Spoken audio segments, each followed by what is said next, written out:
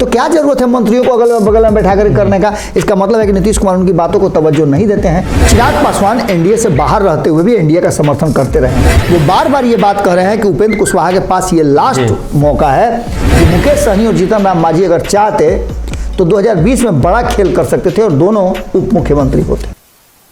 नमस्कार, भारत लाइव देख रहे हैं आप और ये रातों रात है जहां हम बिहार की सियासत से जुड़ी हुई घटनाओं पर, खबरों पर चर्चा करते हैं, विश्लेषण करके आपको बताते हैं कि आखिर बिहार में चल क्या रहा है। दरअसल गठबंधनों का खेल है और इसी खेल में जीतन राम मांझी और मुकेश सहनी पर नजरें टिकी होती हैं। तो अब उनका भी गोटी सेट हो गया है। बाबा जानकारी लेंगे आंतरिक खबर क्या आ रही है 2024-25 को लेकर। बाबा, जीतन राम मांझी और मुकेश सहनी की जो स्थिति है गठबंधन में वो अभी तय नहीं है। मांझी कभी कभी ऐसा बयान देते हैं जिससे लगता है कि भाजपा के साथ चल जाएंगे। मुकेश सहनी दोनों गठबंधन पर लगातार हमलावर रहते हैं। सनी, कुढ़नी चुनाव बहुत करीब से देखे थे जी। कुढ़नी चुनाव के बाद मुकेश सहनी का कोई बयान आप सुने हैं क्या? नहीं, एकदम साइलेंट है। क्यों साइलेंट है? भाप रहे हैं। निश्चित रूप से ये कहीं ना कहीं सवाल तो जरूर होगा कि चूंकि पॉलिटिशियन अगर चुप हो जाए तो उसका भी मायने होता है, अगर बोलता है उसका भी मायने होता है।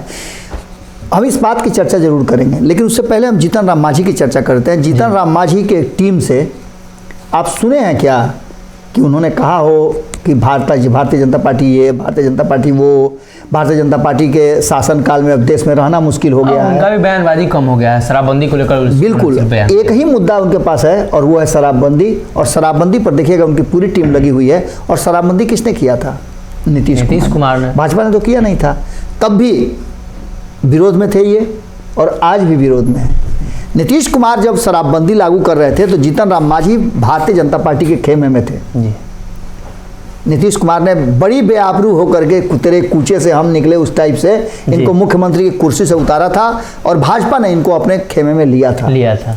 तब महागठबंधन था और महागठबंधन में राष्ट्रीय जनता दल, कांग्रेस और नीतीश कुमार तीनों मिलकर के, मुझे याद है वो पूरा एपिसोड, क्योंकि उस समय पत्रकारिता मेरी जो चल रही थी उसमें शराबबंदी को लेकर के मैंने सबसे पहले स्वागत किया था और जो आधा बंद हुआ था उसे पूरा बंद कराने के लिए मैंने आंदोलन भी किया था। 2 दिन के बाद ही, जिस दिन शराब खुलने वाली थी दुकानें सरकारी ठेके, उसके 1-2 दिन बाद पूर्ण शराबबंदी लागू हो गई थी और शराब अभी डिलीवरी तक नहीं हुई थी। तो ये सारी चीज़ें मुझे याद है। उस समय भारतीय जनता पार्टी भी शराबबंदी को लेकर के नीतीश कुमार को अलर्ट की थी। और अब जो चर्चाएं चल रही हैं, मैंने कहीं सुना भी है इधर हाल फिलहाल में शराबबंदी को लेकर के कि अब तक शराबबंदी जहां भी लागू हुई है, बिहार में पहले भी शराबबंदी लागू हो चुकी है, वो सफल नहीं हुई है। तो इसका सीधा मतलब है कि जीतन राम मांझी जो हमला कर रहे हैं वो नीतीश कुमार पर कर रहे हैं। और नीतीश कुमार के बारे में अगर जीतन राम मांझी कुछ कहना शुरू कर दें तो आप समझ लीजिए कि आने वाला मौसम जो है गड़बड़। वो कहते हैं ना कि रामविलास पासवान के बाद मौसम वैज्ञानिक तो हम ही हैं।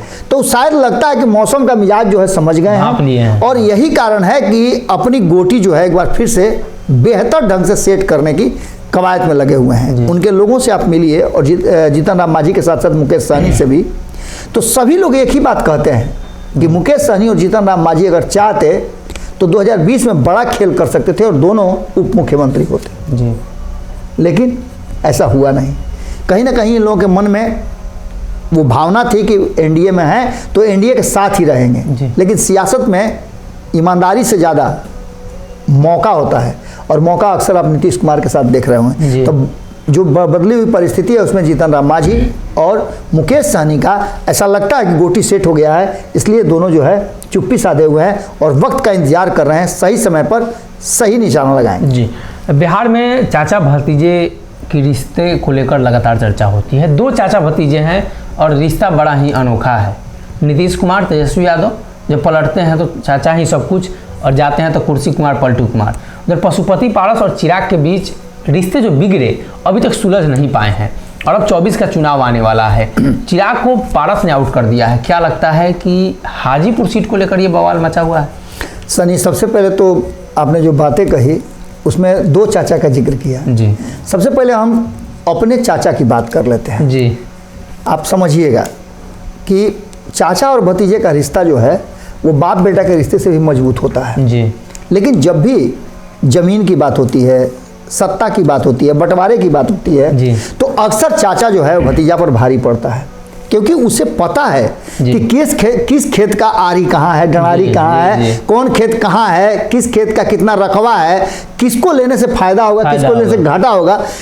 निश्चित रूप से कहीं ना कहीं जिस समय रामविलास पासवान का इंतकाल हुआ और पार्टी का कमान जो है चिराग पासवान के पास मिला, उसी समय लग गया था कि अब ये बंटवारा होकर के ही रहेगा।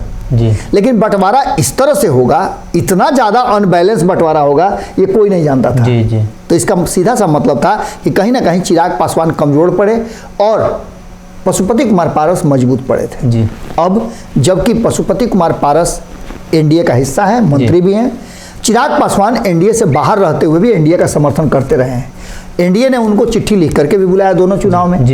और अब जो है उसका स्वागत पशुपति कुमार पारस ने भी किया है। लेकिन मुझे याद आ रहा है कि आपने कल जो पशुपति कुमार पारस के श्रवण अग्रवाल से जो बातचीत किया था, उस बातचीत के दौरान उन्होंने कई ऐसी नए खुलासे किए हैं। पहला खुलासा उन्होंने किया कि भारतीय जनता पार्टी ने पशुपति कुमार पारस से बात करके चिराग पासवान को मौका दिया है। इसका मतलब है कि हम जो लगातार कह रहे थे कि भारतीय जनता पार्टी जो गलती 2020 में की थी, वो गलती अब दोहराना नहीं चाहती है और दोनों को साथ रखना चाहती है। अगर भारतीय जनता पार्टी चाहती तो 2020 में चिराग पासवान अलग नहीं होते, लेकिन कुछ ऐसे कारण रहे हैं, उसको लेकर के बहुत सारी बातें हुई है। श्रवण अग्रवाल ने पुरानी बातों को भी दोहराया है और कई खुलासे किए हैं। अगर आप देखना चाहें तो जाकर भारत लाइव पर देख सकते हैं उन्होंने क्या कुछ कहा है। लेकिन हाजीपुर की सीट को लेकर के अब लगातार जो है आपने देखा होगा कि सब कुछ चल रहा है, ये भी चर्चा चल रहा है कि उनको राज्यसभा भेजा जा सकता है, कहीं का राज्यपाल बनाया जा सकता है। ब्राउनी पॉइंट लेना चाहती है भारतीय जनता पार्टी पशुपति कुमार पारस को लेकर के। ये सारी बातें चल रही है, लेकिन पशुपति कुमार पारस रामविलास पासवान नहीं है ये भी जानना जरूरी है। कारण कि आपने देखा होगा कि उनमें वो डेप्थ, वो राजनीतिक सूझबूझ समझ नहीं है। बंटवारा में भले ही उन्होंने ज्यादा ले लिया हो, लेकिन आज कद जो है राजनीतिक रूप से देखा जाए तो दोनों का बराबर है। इसलिए भारतीय जनता पार्टी दोनों को साथ रखना चाहती है और ऐसी स्थिति में आउट करने की जो बात है, कहीं ना कहीं चिराग पासवान को एनडीए से आउट कराने वाले वही हैं। और अब हाजीपुर की सीट को लेकर के जितना रस्साकसी मचा हुआ है, मैंने तो पूछा भी था चिराग पासवान से कि क्या आपकी माता जी यहाँ से चुनाव लड़ेंगी, तो उन्होंने कहा कि मैं तो चाहता हूं लेकिन वो नहीं चाहती हैं। अब इन सारी बातों को लेकर के देखना दिलचस्प होगा कि जिस तरह से हाजीपुर से आउट कर दिया है, बाकी की जो सीटें हैं, जो 6 सांसद जीत करके आए थे, उनमें से 5 जो हैं वो एक तरफ हैं और अकेले चिराग पासवान बचे हुए हैं। देखना दिलचस्प होगा कि आने वाले समय में एनडीए में जब सीट शेयरिंग का फॉर्मूला तय होता है तो पशुपति कुमार पारस कहां से चिराग पासवान को आउट करते हैं और चिराग पासवान कितना कॉन्फिडेंस के साथ कह रहे हैं कि आने वाले समय में उनकी स्थिति बेहतर होगी। ये दिलचस्प बात होगी, लेकिन वर्तमान तो यही लग रहा है कि कहीं ना कहीं चिराग पासवान को पशुपति कुमार पारस ने आउट कर दिया।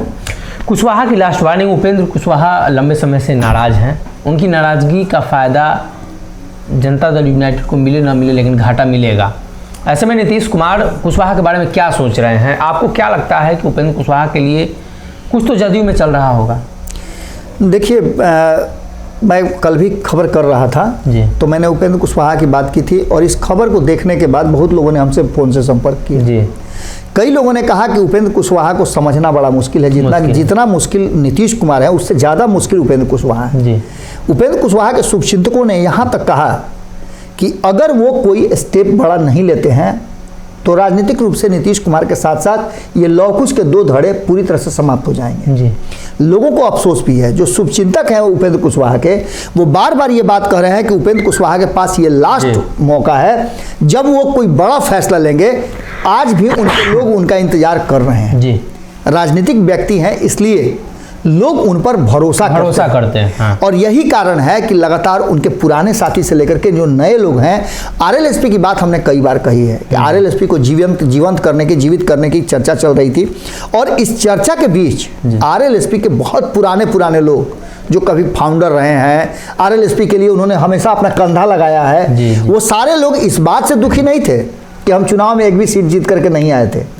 वो इस बात से खुश थे कि जो गठबंधन हमने बनाया था ग्रैंड अलायंस, उस अलायंस में 5 सीटें जीत करके आए। इसका मतलब था कि उपेंद्र कुशवाहा कहीं ना कहीं स्थायित्व तो है, उनका स्थापित हैं, और अगर उपेंद्र कुशवाहा के बदौलत कई सीटों पे लाखों वोट मिले हैं, तो इसका मतलब है कि उपेंद्र कुशवाहा अभी जीवित हैं और नेता के रूप में उनकी मान्यता है। लेकिन सबसे बड़ी बात है कि उपेंद्र कुशवाहा अनिर्णय की स्थिति में जो है, कभी नीतीश कुमार के नीतियों को लेकर के वो खड़ा हो जाते हैं और उसका आलोचना करते हैं, कहीं वो नीतीश कुमार को कोई राय देते हैं और नीतीश कुमार उसको मानने की जगह अपने इर्द गिर्द खड़े लोगों को वहां जगह देते हैं। अगर उपेंद्र कुशवाहा ने ये बात कही कि आप अकेले मैन टू मैन मिलिए, तो क्या जरूरत है मंत्रियों को अगल बगल में बैठा कर करने का। इसका मतलब है कि नीतीश कुमार उनकी बातों को तवज्जो नहीं देते हैं। अब नहीं समझेंगे तो कब समझेंगे। और ये छोटी छोटी बातें जो हैं, उपेंद्र कुशवाहा के शुभचिंतक हैं, वो इस बात का जमकर विरोध कर रहे हैं। बहुत भारी नाराजगी है कि उपेंद्र कुशवाहा अब यह कर क्या रहे हैं। वहीं आपको बता दें कि उपेंद्र कुशवाहा और नीतीश कुमार के पुराने साथियों में से कई लोगों ने हमें फोन किया है और फोन करके बताया है। कल तो हमने एक खबर भी चलाई है कि लौकुश समीकरण जब बन रहा था, उस समय के बहुत पुराने साथी हैं सतीश कुमार के और नीतीश कुमार के साथ जो हैं, उन्होंने तो मुझे और भी बहुत सारी बातें कही, लेकिन जो बातें कहने लायक है मैं उतना ही बातें कहूँगा। उन्होंने कहा कि सतीश कुमार वो शख्स है जिन्होंने नीतीश कुमार का नाम सब कोई कितने लोगों के विरोध को दरकिनार करते हुए नीतीश कुमार को अपना नेता बनाया था और कहा था कि लौकुश समीकरण के नेता यही होंगे। इसको सबने माना भी था। और वही सतीश कुमार, जैसे ही नीतीश कुमार को जगह मिला वैसे ही सबसे पहले आउट किया उन्होंने सतीश कुमार को। अब उपेंद्र कुशवाहा को लेकर के यही बातें वो लोग कह रहे हैं जो लौकुश समीकरण को गढ़ना चाहते थे, बढ़ाना चाहते थे। उनका कहना था कि हमने हाथ में तो उनको सोना दिया था, लेकिन मिट्टी कर दिया नीतीश कुमार ने। आज कुशवाहा और कुर्मी के बीच में जिस तरह का अदावत शुरू हो गया है, इससे लगता है कि लौकुश समीकरण को साधा नहीं जा सकता है। ऐसी स्थिति में बहुत दिनों तक नीतीश कुमार लगभग 20-22 साल में 2 दशक से भी ज़्यादा समय तक 1996 से लेकर के अब तक लगभग नीतीश कुमार इस लौकुश समीकरण के नेता के रूप में रहे हैं। यानी कि कुर्मी समाज रहा है, अब कुशवाहा को दिया जाए जगह और कुर्मी समाज उनका सपोर्ट करे। और इस समीकरण को लेकर के उनके जो नज़दीकी लोग हैं वो कह रहे हैं, लास्ट वार्निंग दिए हैं कि यदि आप इस पदवी को नहीं संभालते हैं, इस काम को आगे नहीं बढ़ाते हैं लौकुश समीकरण को, तो आपको हम लोग आउट कर देंगे और आप कहीं के नहीं रह जाइएगा। इसका मतलब है कि एक जो हम लगातार बता रहे हैं कि लौकुश समीकरण को फिर से तैयार करने की जो कवायद है, उसमें कई लोगों का नाम, यहाँ तक कि सतीश कुमार का भी नाम आ रहा है, RCP सिंह का नाम आ रहा है, उपेंद्र कुशवाहा का नाम आ रहा है, इसके साथ साथ इनका नाम पृथ्वी माली का नाम आ रहा है, इसके साथ साथ आपको धानुक समाज के कई लोग हैं उनका नाम आ रहा है, क्योंकि ये सारे लोग उसी समाज का अपना का आपको हिस्सा मानते हैं। सारे लोगों ने मिलकर के अंतिम वार्निंग दिया है उपेंद्र कुशवाहा को, या तो आप फाइनल डिसीजन कीजिए या फिर आपको हम लोग आउट कर देंगे। तो कहीं ना कहीं बिहार में जो चर्चा चल रही है उपेंद्र कुशवाहा को लेकर, उसमें अब फाइनल उपेंद्र कुशवाहा को करना है। वहीं दूसरी तरफ मांझी और सहनी के लिए एक बड़ा प्लेटफॉर्म 2024 होगा। अगर 2024 में जीताना मांझी और मुकेश सहनी अपने आप को साबित करते हैं, तो बिहार की राजनीति में अस्थायी तौर पर लालू नीतीश की तरह वो भी स्थायी हो जाएंगे।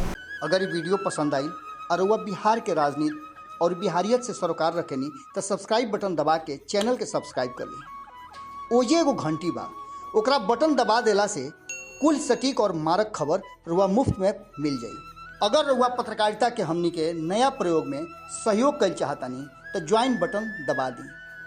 पेटीएम नंबर नोट कर ली 9386 816 700। धन्यवाद।